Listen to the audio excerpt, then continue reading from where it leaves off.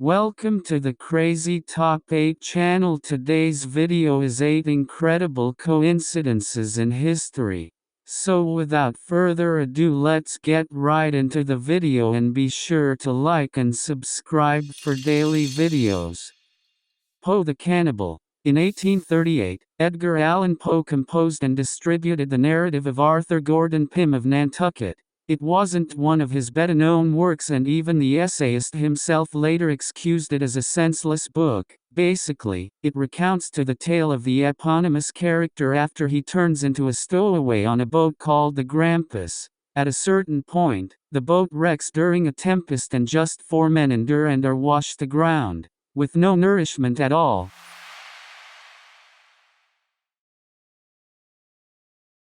The Curse of Tecumseh. Since the time 1840, American presidents have passed on, as indicated by an example which is striking enough that individuals have credited it to a revile. Each president who is chosen in a year finishing in 0, something which happens like clockwork, is destined to bite the dust in office. First was William Henry Harrison. Chosen in 1840, he passed on of pneumonia a month in the wake of being confirmed. At that point, in 1860 came Abraham Lincoln, and we as a whole expertise that finished. In 1880, James Garfield was chosen president, and he was right place at the right time.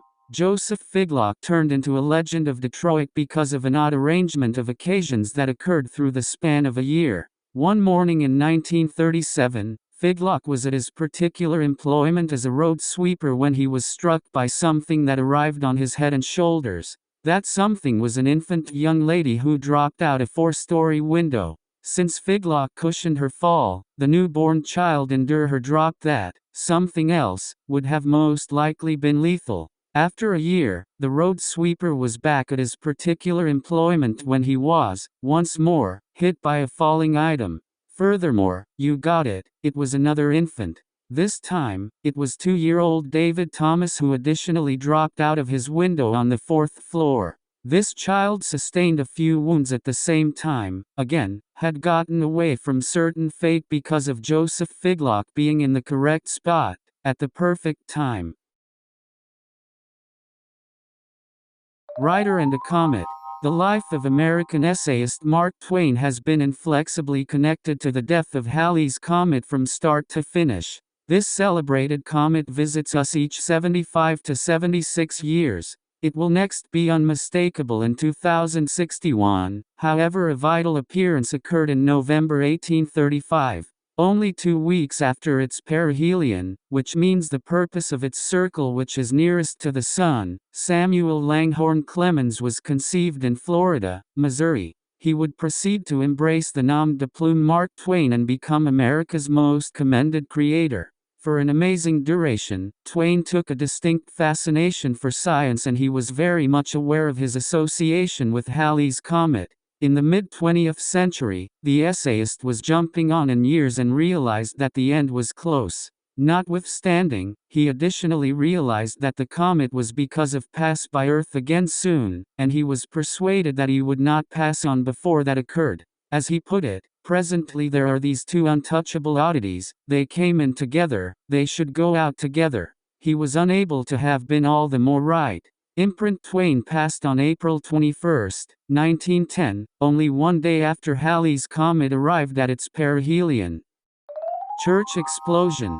At 7:25 p.m., March 1, 1950, the West Side Baptist Church in Beatrice, Nebraska, detonated because of a gaseous petrol release touched off by the fire from the heater. It was a Wednesday, and each Wednesday at 7:20 p.m. sharp, the congregation ensemble accumulated there to rehearse. Individuals were expecting the most noticeably terrible as they moved toward the smoking rubble. However, it before long became clear that no one had been harmed in the impact. Despite the fact that the ensemble chief was severe about lateness, on this specific night, none of the 15 ensemble individuals showed up on schedule. It wasn't one single thing that caused the postponements, either, but instead a progression of minor events that kept every individual enough to dodge the fatal impact.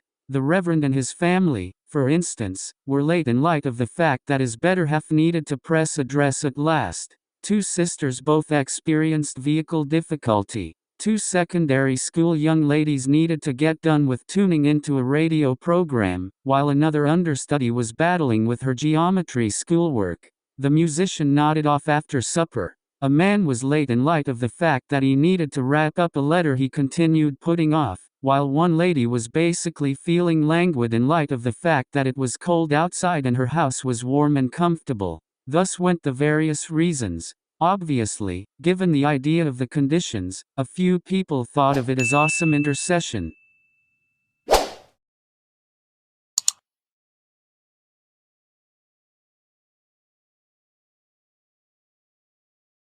Opposing graves.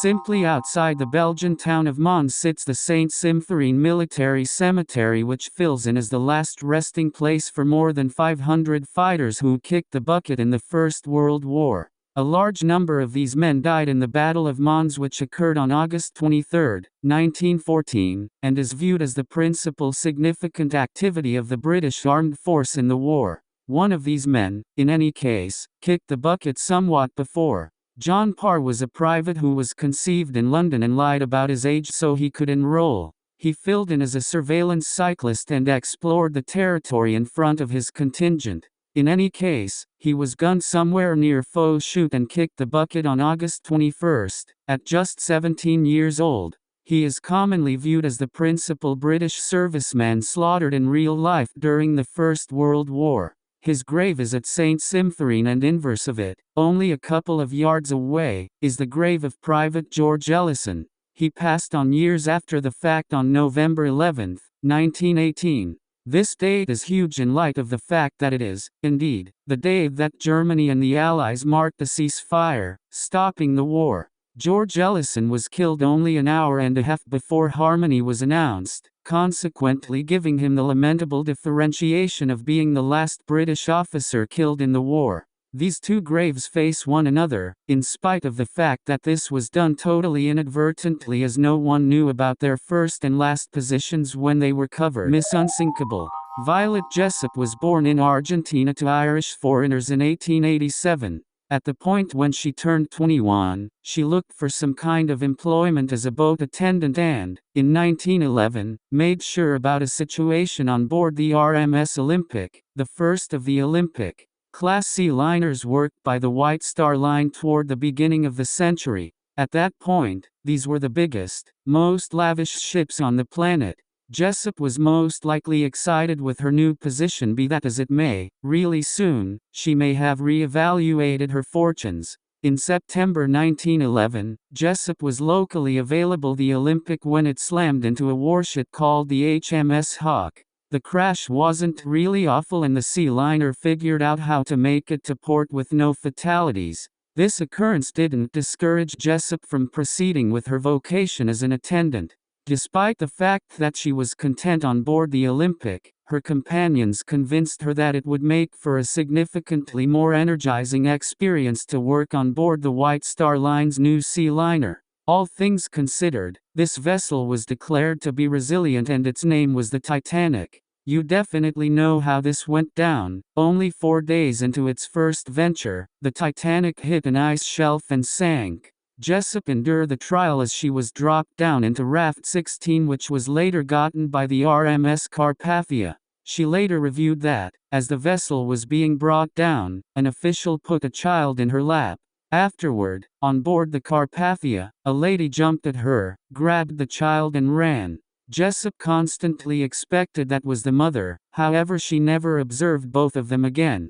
At that point World War II began and Jessup filled in as a medical attendant for the British Red Cross. She worked on board the Britannic, which was the third and last of the Olympic-class sea liners and had been repurposed into a medical clinic transport. In 1916, the vessel experienced a mine blast and sank in the Aegean Sea. For the third time in 5 years, Violet Jessup had endured a wreck, retroactively winning her the epithet Miss Unsinkable.